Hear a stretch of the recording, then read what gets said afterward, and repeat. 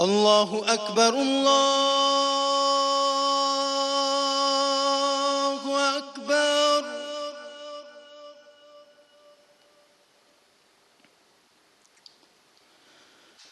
الله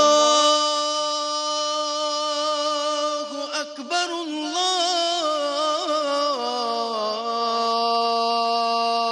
الله أكبر.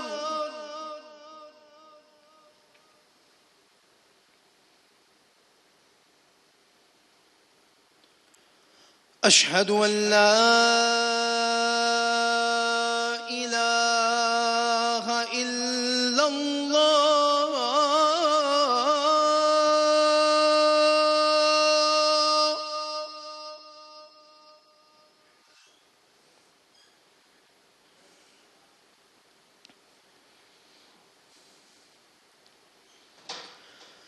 أشهد أن لا إله إلا الله.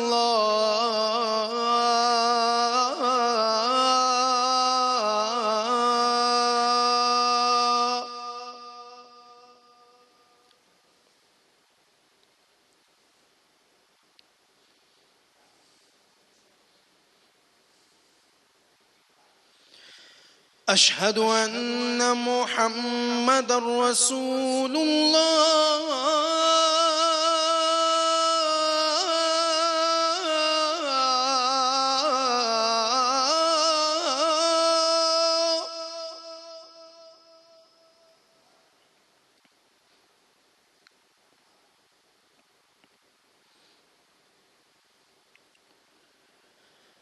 أشهد أن محمد رسول الله.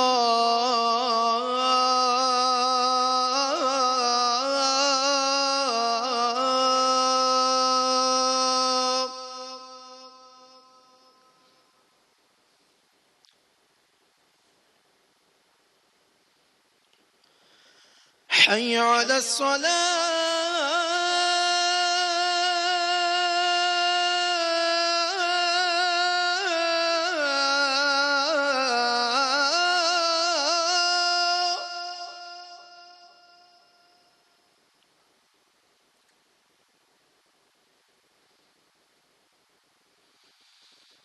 حي على الصلاة.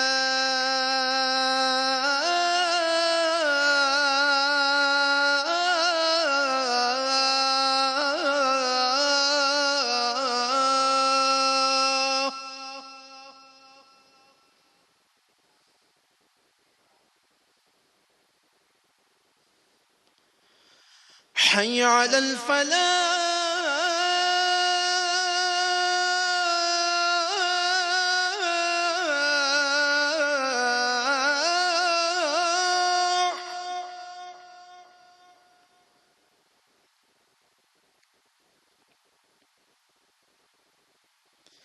حي على الفلاح.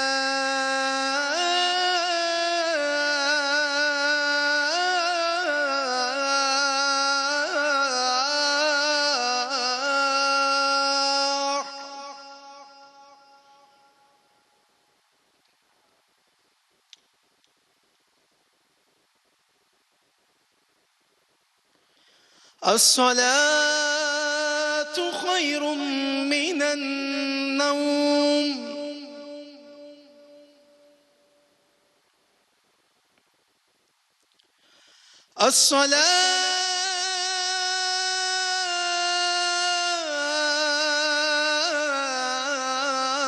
الصلاة خير من النوم.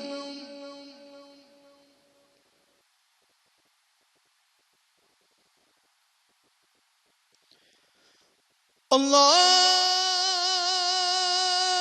أكبر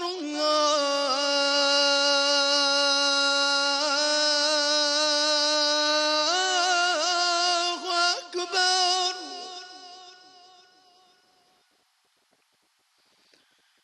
لا إله إلا الله.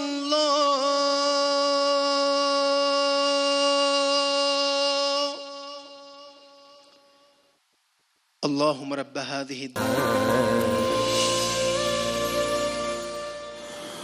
السلام علیکم ورحمۃ اللہ وبرکاتہ.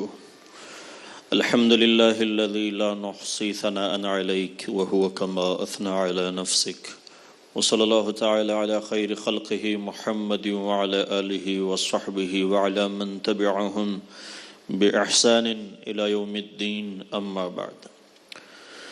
میرے عزیزو، کچھ چیزیں ایسی ہوتی ہیں کہ اگر انسان اس سے نہ بچے تو وہ چیزیں انسان کو لے ڈبو دیتی ہیں. حسن اللہ کی طرف سے ہے، مال اللہ کی طرف سے ہے، زندگی اللہ کی طرف سے ہے. زندگی سے جڑی ہوئی جتنی بھی چیزیں ہیں نفع کی، وہ سب اللہ کی طرف سے ہے. ایسا نہ ہو کہ کوئی چیز ہمیں دل میں یہ اس چیز پہ مجبور کر دے، اس چیز کا حسن، اس چیز کی خوبصورتی، اس چیز کا جاؤ جلال ہمیں کبر پر مجبور کر دے جو اللہ کو سخت ناپسند ہے.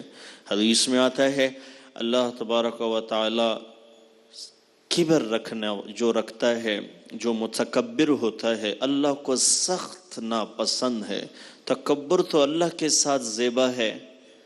تکبر تو ایک اللہ کے لیے ہے جو اکبر ہے، اللہ اکبر، جو ساری عظمتوں کا مالک ہے، اس کے ساتھ ہے. جینے اور مرنے والے کے ساتھ تکبر کرنا، ایڑی مار کے چلنا اور آ کے اس انداز سے اپنی زندگی پیش کرنا، لوگوں کو حقیر سمجھنا، یہ جب دل میں آ جاتا ہے تو یہ پہلی سیڑھی ہوتی ہے کہ انسان اس حد تک گرتا ہے. کیونکہ پھلدار درخت کے جو شاخ، اس کے ٹہنیاں ہمیشہ جھکی ہوئی ہوتی ہیں. تو تکبر کے علامات انسان نہیں محسوس کرتا. کیوں؟ کیسے ہوتا ہے کہ یہ چیزیں جب آتی ہیں، علم کا، عہدے کا، منصب کا، حسن کا، جاؤ جلال کا، ہر چیز کی اپنی ایک بڑائی ہوتی ہے جو دل میں آ جاتی ہے. اور جب وہ دل میں آتی ہے اس میں رہنا ہے، منع نہیں ہے. منع کسی بھی چیز سے منع نہیں ہے. وہ چیز جو کسی اور کے لیے دل میں بغض رکھ لے تو یہ مناسب نہیں. ابن القیم رحمۃ اللہ علیہ فرماتے ہیں ارکان الکفر اربع، کفر کے 4 ارکان ہیں. یہ کفر کے 4 ارکان ہے: الکبر والحسد والغضب اور والبغض اور والشہوہ. یہ 4 چیزیں ہیں جو کفر کے علامات میں سے. کبر بہت بڑی برائی کا نام ہے اللہ کے نزدیک. کبر کرنا، بغض رکھنا اور حسد رکھنا. اس کے بعد کیا ہے؟ اور اپنے نفسانی خواہشات کی غلط طریقے سے ان کی تکمیل کرنا. یہ 4 عجیب چیزیں ہیں. یہ ارکان الکفر ہے. اس سے بچنا میری آپ کے لیے بہت ضروری ہے. اور میں ایک بات کہا کرتا ہوں اور تاریخ میں بھی ہے کہ مال کے تکبر سے، علم کا جو تکبر ہوتا ہے یہ بہت زیادہ خطرناک ہوتا ہے. علم کا، تقوی کا. جو آدمی نمازی ہوتا ہے، روزے دار ہوتا ہے، اس سے دیگر لوگ جو ان چیزوں سے تھوڑے سے دور ہیں وہ حقیر سمجھ رہا ہوتا ہے. اور یہ دونوں جانب کا جوڑ ہے. اور پھر جب وہ لوگ ہوں وہ دینداروں کو عجیب نگاہوں سے دیکھتے ہیں. تو دونوں جانب یہ تضاد کیوں ہے؟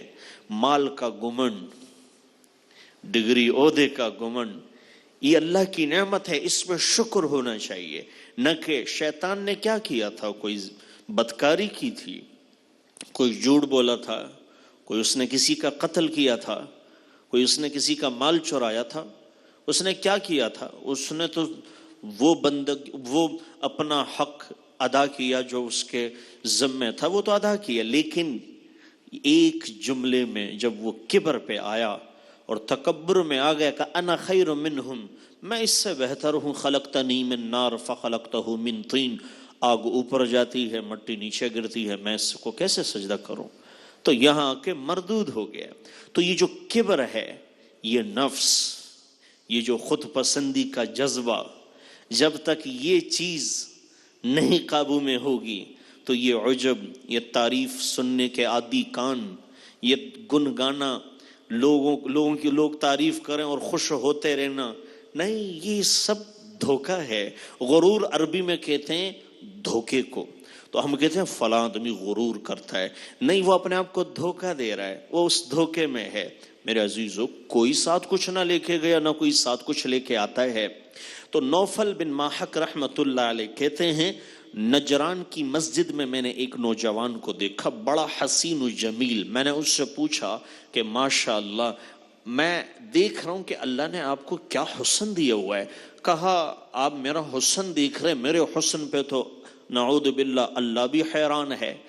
تو حضرت نوفل کہتے ہیں میں دیکھ رہا تھا وہ 6 فٹ کا نوجوان، لال سرخ خوبصورت، وہ 5.5 فٹ کا ہوا، پھر 5 فٹ کا ہوا، پھر 4 فٹ کا، پھر 3 فٹ کا، 2 فٹ کا، کرتے کرتے اتنا ہوا کہ اس کے رشتہ داروں نے انہیں اپنے دامن یا آستین میں رکھ کے اتنا چھوٹا بن گیا.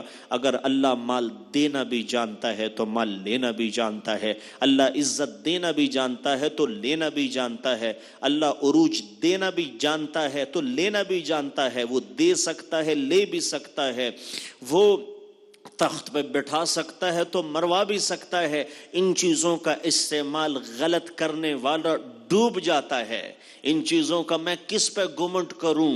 میں کون ہوں؟ میں ایک انسان ہوں. اور انسان کیا ہے؟ انسان کے لیے تو اللہ کا فرمان ہے کہ یہ تو کچھ بھی نہیں. یہ کس چیز پہ گمنڈ کر رہا ہے؟ کس چیز پہ یہ کترا رہا ہے؟ کس چیز پہ اس کا عجب ہے؟ کوئی چیز اس کی ذاتی نہیں، اس کو ملی ہے. اگر اس نے صحیح استعمال کی تو ہمارے ہاں یہ قابل احترام ہوگا. نہیں کی اور یہ ان چیزوں کے نقشوں میں آ کے گر گیا، چیزوں کے دھوکے میں آ کے گر گیا، تو پھر کیا ہوگا؟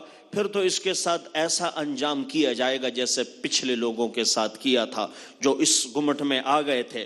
تو حدیث میں تو اس کے واضح الفاظ ہمیں ملتے ہیں. اور لوگوں کو عاجزی دکھانے کے لیے یہ بھی کبر کی ایک شاخ ہے کہ لوگ مجھے کہیں یہ تو بڑا عاجز آدمی ہے. نہیں، اعتدال کے ساتھ رہنے والا کبھی بھی مایوس نہیں ہوتا. آپ سے پوچھا گیا یا رسول اللہ، جب نبوت آپ کو ملنی تھی، اللہ کے ہاں تو کائنات ہی بنی اللہ کے محبوب کے لیے، لیکن بظاہر 40 سال بعد جب جبریل امین تشریف لائے اور آپ سے عرض کیا یا رسول اللہ ملک النبی و عبد النبی، آپ بندگی والی نبوت چاہتے ہیں یا بادشاہت والی نبوت چاہتے ہیں؟ تو آپ نے جبریل کی طرف دیکھا کہ جبریل آپ کی کیا صلاح ہے، آپ مجھے کیا رائے دیتے ہیں، کیا مشورہ دیتے ہیں؟ تو انہوں نے کہا کہ مجھے بولنے کی اجازت نہیں ہے، یہ فیصلہ آپ خود فرمائیں گے. تو آپ صلی اللہ علیہ وسلم نے پھر عرض کیا کہ کچھ تو تم بتا سکتے ہو، کچھ اشارہ تو کر دیں. تو جبریل نے اشارہ کیا، آپ میری طرف متوجہ ہوں، اشارہ کیا اور یوں کیا یا رسول اللہ، یوں یا رسول اللہ. تو اس سے اللہ کے نبی سمجھ گئے کہ جبریل مجھے کیا بتانا چاہ رہے ہیں. پھر آپ نے فرمایا عبد النبی، عاجزی، یا اللہ میں آپ کے پاس عاجزی لے کے آیا ہوں جو آپ کے پاس نہیں ہے. من تواضع للہ رفعہ اللہ، جو اللہ کے لیے عاجز بن گیا، جس نے اللہ کے لیے عاجزی کی. ہمارے یہاں عجب مزاج ہے، عجب، مزدور کے گلاس الگ ہوں گے، جھاڑو دینے والے کا گلاس الگ ہوگا، ڈرائیور پیچھے بیٹھے گا، سیٹھ صاحب آگے بیٹھیں گے. ان دھوکوں سے میرے عزیزو باہر آ جائیں. اگر اللہ نے مال دیا ہے تو یہ اس کے لیے نہیں ہے. اللہ نے اگر کچھ دیا ہے تو یہ اس کے لیے نہیں ہے. ایسا بن کے دکھاؤ کہ جن کے پاس نہیں ہے وہ محسوس کرے کہ یا اللہ آپ نے جس کو مال دیا اس نے حق ادا کر دیا. اور آدمی کے برا ہونے کے لیے اللہ کے نبی نے فرمایا آدمی کے برا ہونے کے لیے اتنا ہی کافی ہے کہ وہ دوسروں کو حقیر سمجھے. کبر اسی کو کہتے ہیں، اگلے کو حقیر سمجھنا. اور اللہ کے نبی نے فرمایا جو کبر میں مبتلا ہوگا وہ کل قیامت کے دن چونٹیوں کی شکل میں اٹھائے جائیں گے. چونٹیاں ہوں گی، چونٹیاں بالکل اس کی شکل میں اٹھایا جائے گا.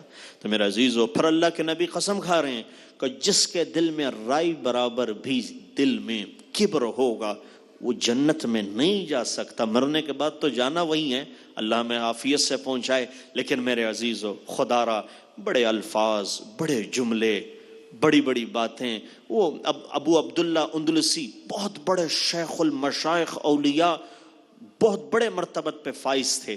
دل میں کیا بات آ گئی کہ یار یہ آگ کو پوجا کر رہا ہے, یہ بت کو کر رہا ہے. یہ خیال دل میں آنا تھا کہ میں تو شیخ ہوں, میں تو شیخ طریقت ہوں, میں تو شیخ الحدیث ہوں. اللہ نے ساری سبتیں لی اور انہوں نے خود کہا کہ میرے دائیں بازو کی جانب سے ایک پرندہ اڑا اور میں سمجھ گیا کہ ایمان اڑ گیا. پھر اللہ نے واپس توفیق دی, واپس اللہ نے ایمان دیا. لیکن میرے عزیزو کچھ نہیں پتا کس عمل کی وجہ سے کون اللہ کے ہاں کتنا محبوب ہے. اپنے آپ کو دیکھے دھندری دھندری اپنی دھن, پرائی دھنی کا پاپ نہ پن, تیری روئی میں 4 بنولے, سب سے پہلے ان کو چن. والسلام علیکم ورحمۃ اللہ.